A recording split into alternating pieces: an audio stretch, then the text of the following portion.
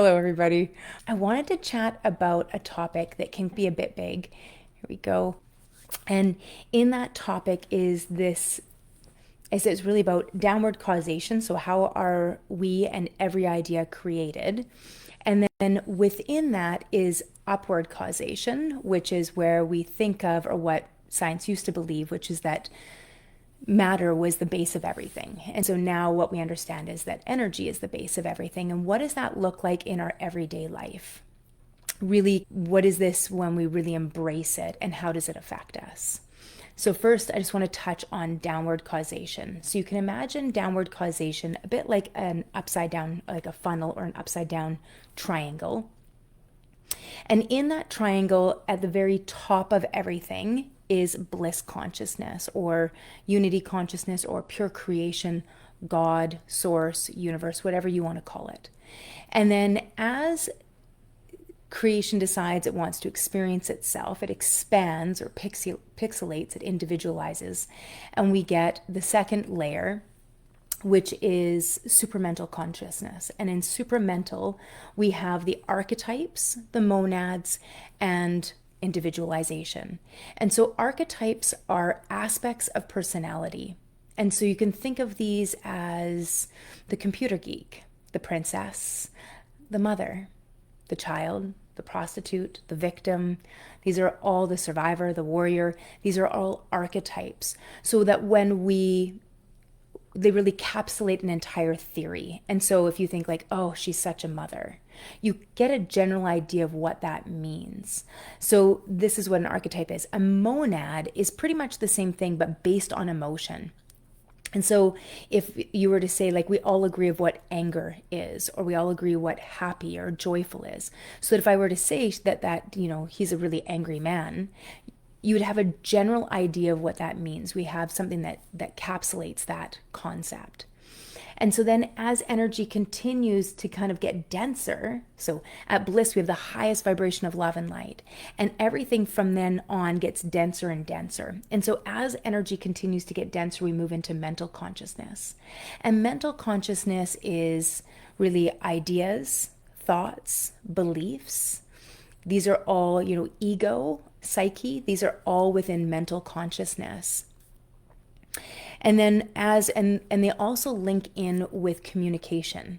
And so the vibrational frequency of communicating. And so then as we continue to go down, sorry, I'm just going to click that. And then as we continue to get denser, and actually before I move, I want you to think about the fact that when we have a thought or an idea, it's an electrical charge and we're starting to be able to sense it or feel it. And so, when you feel a barb in the back from something that somebody's thinking about you. And then when it gets denser, we move into subtle consciousness. And within subtle consciousness is our emotions. And it's the magnetic energy, as well as the energy body, the subtle body, which would include the meridians, the energy centers, or the chakras. These are all within the subtle body. And then finally, energy collapses or crystallizes, you might think. So you move from a clear blue sky to clouds to rain to snow to hail, and we get this solidification and we get matter. And so when we think of this, even within an idea, we have a thought, we kind of bring it through, like, how does this resonate with my aspects, my personality? I start to talk about it, I start to feel it in my heart, and then I start to bring it into physical form. And so this is the downward causation for everything that is created within our world. And then once everything is brought into form, and so the same goes of within downward causation, they kind of correlate into our chakras as well. And so we have, bliss, we have unity consciousness within the seventh center. We have the individualization kind of coming at our intuition, or how we see, how we perceive things. So the filters in which we perceive our world and ourself. And then in mental consciousness, we have it with our ears and our mouth, and we have it within our communication. And then we hit into our subtle consciousness, our heart. How do we feel? How are we going to process this? And then we start to bring it into life, into the physical form. And the bottom three energy centers or chakras connected with our physical form within the I do, the willpower of, and the identity of who am I and who am I not, in our creativity energy, and we start to the womb chakra, where we start to really bring this and let it birth into creation. And then finally we hit our root chakra, where we actually bring things into life. And so this is kind of how we create within this world. Once something comes into life, and this includes us, we start an upward causation, which is why it used to be in science that we thought matter was the basis of everything. And so in upward causation, we start with the safety and survival. And then we start to move upwards from there. And so if I were to link this within the energy centers, we would go, okay, so in root connects with birth family. We're just manifesting into life, and infancy. And so it's the safety and survival of ourself and of our species. It's often linked with fight and flight, as well as feast and fornicate. So our survival of the complete species, as well as the survival of ourself. And then we move up into the second center, which is creativity, but it's also linked with our childhood. And I want you to remember that within our childhood, those first 8 years is when we are perceiving the world around us, and we're being embedded with our beliefs. So it's the base of all belief and everything that we understand. And so in this is going to be really, really important, because if my second center is linked with childhood, joy, playfulness, it will, as I get older, because all of the centers continue to evolve, it'll move into sensuality. And so what starts off with playfulness and innocence moves into more sensuality and the enjoyment of life. And in that creativity is the creativity of our relationships, the creativity of ourself. And so that every time we abort who we want and believe we should be, or desire to be, for who we think we should be based on other people's expectations, this is where we're going to hold that energy, which is why our hips become the junk drawers of our body when it comes to psychosomatics and healing. Now we continue to move up in creation and growth cycle. We move from childhood, and we would automatically, so think of this as we're in a healthy life. We have healthy parents who have learned how to mature an adult and are teaching us how to become adults. Most of us don't experience this, and that's okay, because we're all doing the best we can with what we have, and so are our parents. So there's no need to blame. We're not victims. This is just the joy of what we're going through at this time. And awareness, the knowledge of this, is the first step for us to be able, and this is what it means by knowledge is power. When we understand and know this, then we can start making different choices, different thoughts, have different emotions. So this is powerful. And so we move up through the centers, and we automatically shift into our adolescence, starting at about 8 years old to about 18. And that's our third center. And physically, it's linking to not only the timeline of adolescence, but it links with our stomach and digestion. It links with, and so what am I going to bring in to myself and cultivate as part of me, and what will I get rid of? So even thinking of the entire digestive process. It's linked with our immune system. Who am I and who am I not? Who am I and what is something that is not good for me? So what's a virus versus what's me? And so we link with our lymph system is really linked in here as well. And so here we start to go, and when we have stomach problems, what am I having a hard time stomaching? What choices am I having a hard time digesting or processing? And so our body is always, always, always the physical form, the collapsed energy of what is going on subtly and mentally. And so our body is not bad. It's trying to communicate with us. And that is absolutely miraculous. And so if we continue our growth cycle, then we start moving up into our heart. And our heart starts to activate when we start really feeling love. And especially within romantic love, and we start thinking of somebody else's needs ahead of our own, as well as when we activate into the mother or the father archetype. And so we start putting somebody's life ahead of our own. And so this is where we start to activate this center. The center is not only about love, unconditional love, and joy, and compassion, and empathy. It's also the space in which we process our sorrows, grief, envy, jealousy, desires, because all desires lead to suffering.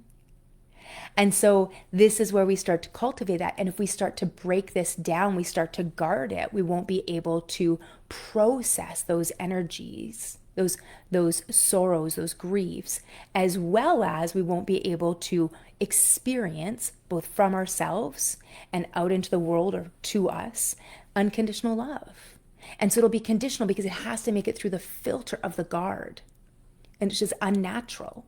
Our natural state, we're fully capable of processing heartache. It's just that our subconscious mind wants to protect us from feeling the pain. So once we feel it once, we begin the growth, the creation of a heart wall. Average person has between 5 and I think it's 35 emotions on their heart wall. I handed over 38 on mine by the time I started counting when I was removing and working through mine. And I'd already been working on it a bit, so there was more, and I really guarded heart. And that experience in my family, even my stepson once said to me about, I don't know, 5-6 years ago, when we were growing up, you were really cold.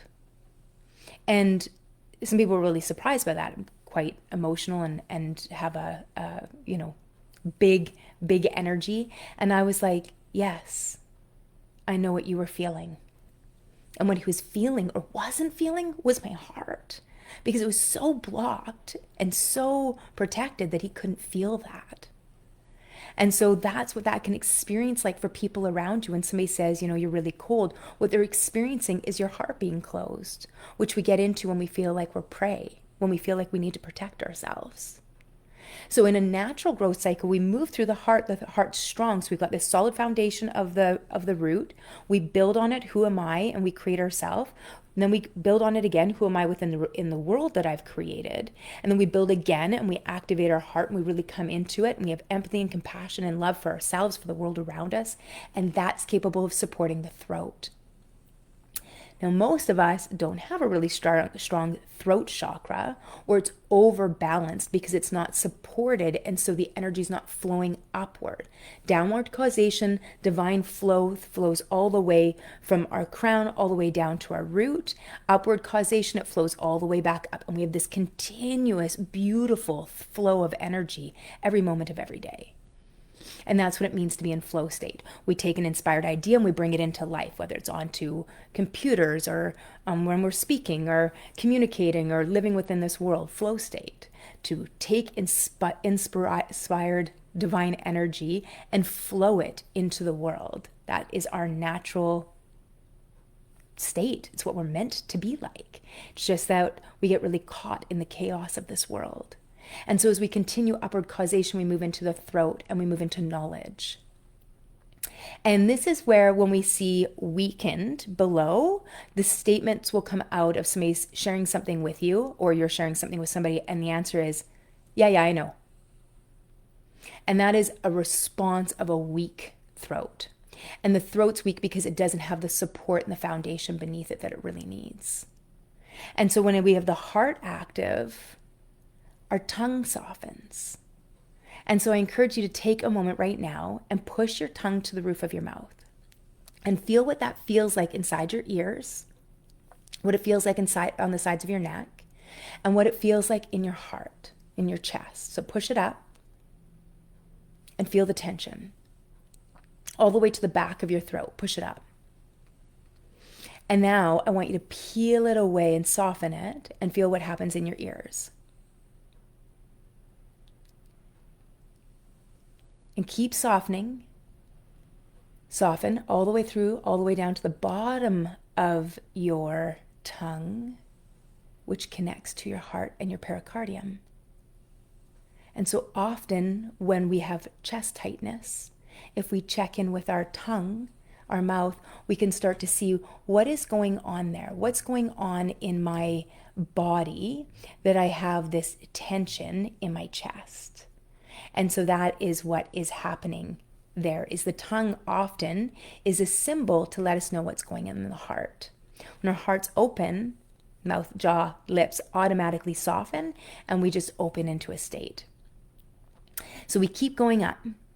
And so as we move up, now we move into the sixth center, our intuitive sight, our intuitive center, which links with physical eyes.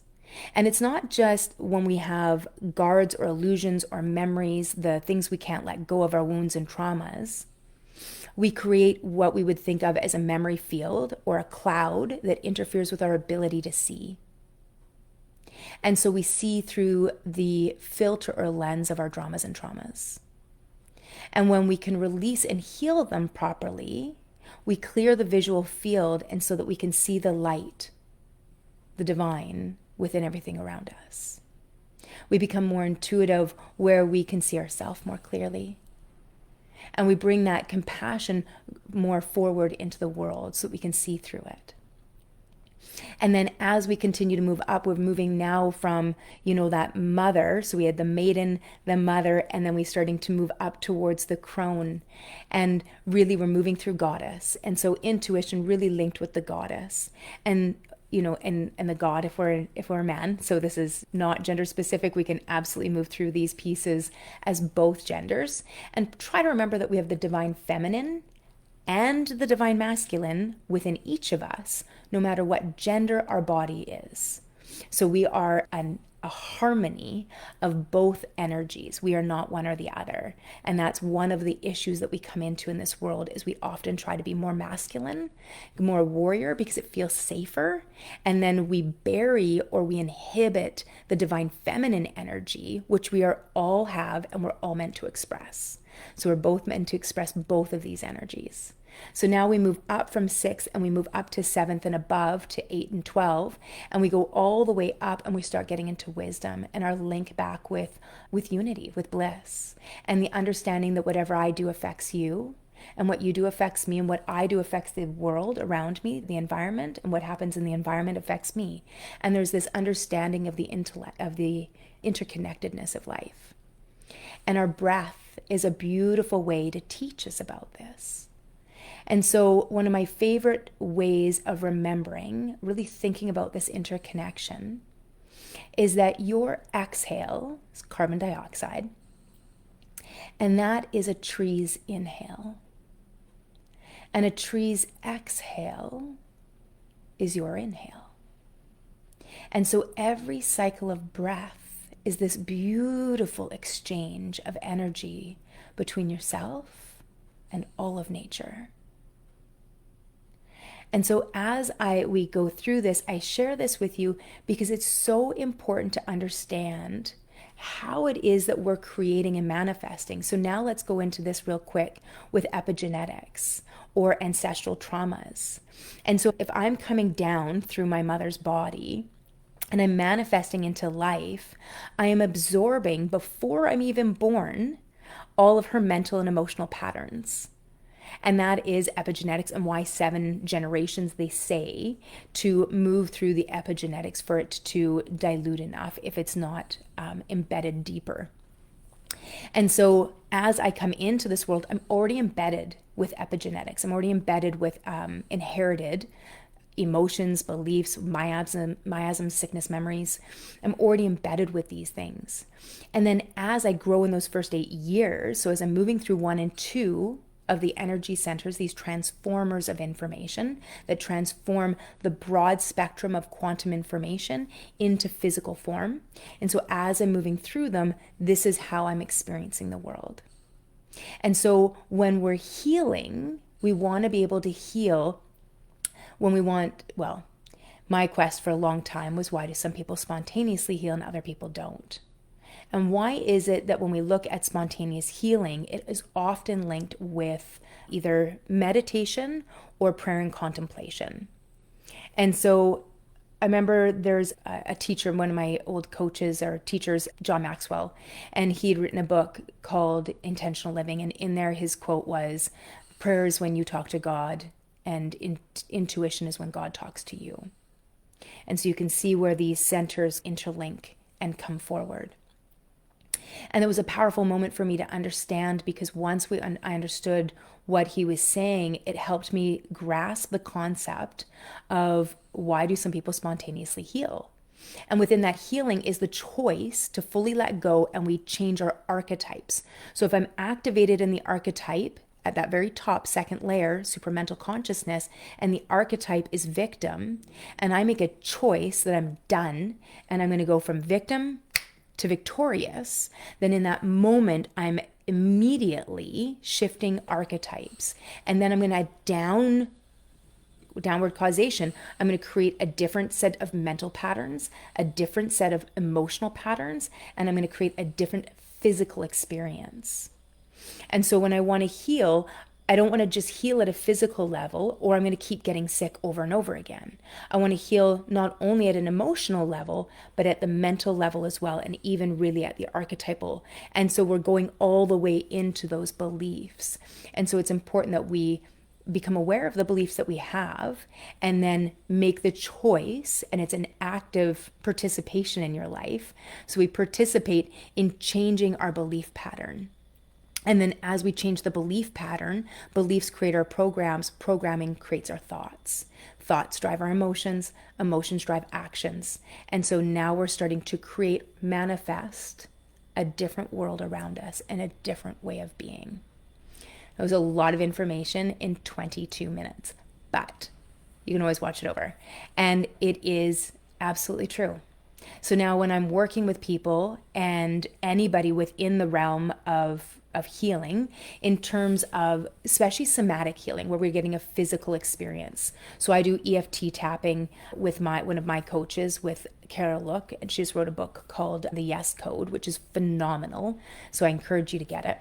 My other coach, Sarah, she does neurolinguistic programming. I do body coding. And so there's all these things, but they're all different ways you can do breath work. Yoga, that's why all of a sudden we get these big emotional releases when we do yoga. Exercise, people even have that. Why do people love running so much? And so exercise, these are all ways where we're getting a somatic movement in there, but when we're doing it with intention.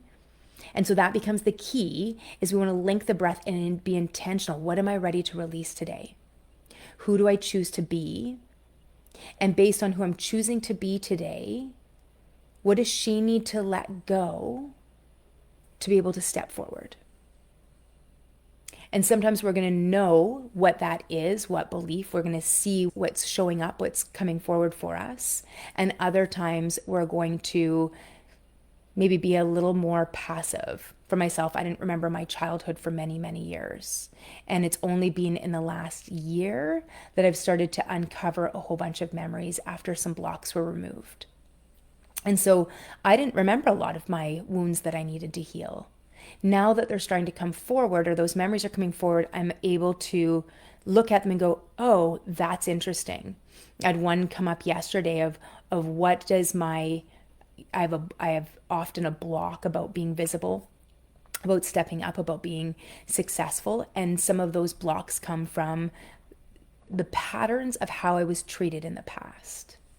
And so yesterday I was doing a workshop, a masterclass with Carolyn and Sarah, and they were doing some tapping on this, and they mentioned, what is this block protecting you from? And so their point was, whatever your dream is, whatever that idea of success is, what would having that bring forward in you? And I realized I had a fear of being successful, because if I was successful, then I would be a focus of not just ridicule, which is what I originally thought it was, but actually having people spread rumors about me, which is what I went through when I was in lighting, and I got successful in lighting. And not only within our own company, but even within the world of lighting, where other men that owned lighting showrooms here on Vancouver Island suddenly were spreading rumors about me, saying that I was sleeping with people to get lights because my husband is a contractor. And so all of a sudden it was a danger to be visible, to be seen, to be successful. And so once I realized, all of a sudden this thing came forward, I had no idea it was there yesterday. I immediately messaged Carol and said, okay, let's work on this on our next session, because this is a big one. I still worked on it yesterday, but I was like, let's dig it all the way out. I don't want this in here anymore. And so it's always surprising what belief got embedded in there. Now, if I take that back even deeper, because my subconscious mind was only trying to prove itself right. So what happened before that? And I mean, I can keep going back, and this is what I work on with my own coaches and teachers is I'm like, okay, what was before that? What was before that? What was before that? You know, what happened here? When I was really little and I was praised, I was often put back down, sadly, by my mom, just being part of a big healing journey going through her passing. So to everybody else, my mom told them I was wonderful and bragged about me. But to me, it was often these little digs and actions that showed me that being praised was dangerous. And as a little girl, I couldn't seem to decipher that. And so within that, it just carried forward. And it was proven right in elementary school. It was proven right again in high school. It was proven right in my first marriage and my second marriage. And so on and on it goes. And now I hit a life and I'm like, I'm not doing this anymore. So what patterns are you repeating that you don't need to? And if I go even older on that and I go all the way back to downward causation, I can look at my own mom's patterns in life. And this is why I can have so much love and compassion for her now, is her own insecurities that she didn't heal and how those embedded and created her own beliefs, embedded and created her thoughts and emotions. And because if we don't do our healing work, we stay hurt. And hurt people because they project, they spew their pain onto others. And this is why it is so imperative not only that we wake up, but that we do our healing work. So we don't do that to people. Not only our innocent children, but to the people all around us, our loved ones, our spouses, our coworkers. For years, the pain that was within me was the pain that I was spewing and I had no idea. And I can have love and compassion for that girl because she didn't know. But the moment that I did become aware, I was 100% responsible for my own actions. And that became the digging desire to do this work.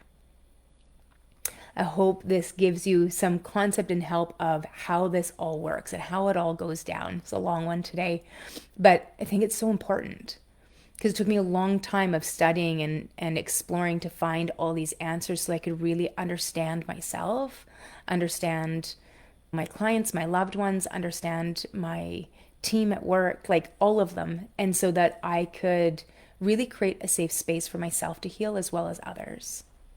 If you have any questions, please do not hesitate. Put comments in the thing. What does this bring up for you? What do you notice?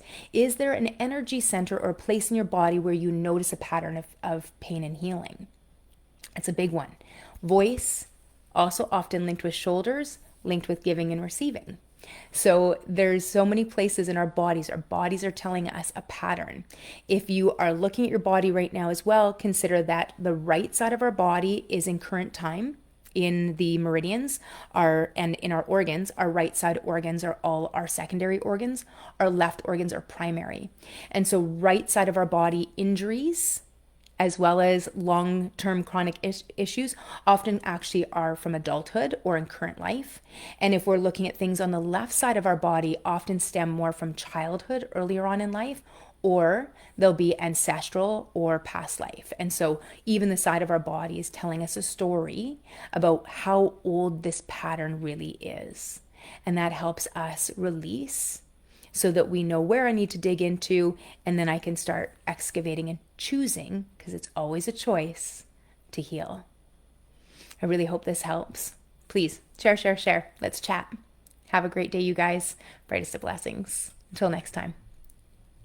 Oh, and we are going to start doing this every single week on Wednesdays at, I think, probably 11:30, because usually I have a team at 12. So 11:30 on Wednesdays. Tomorrow there'll be one more live as well. That'll be going out at noon.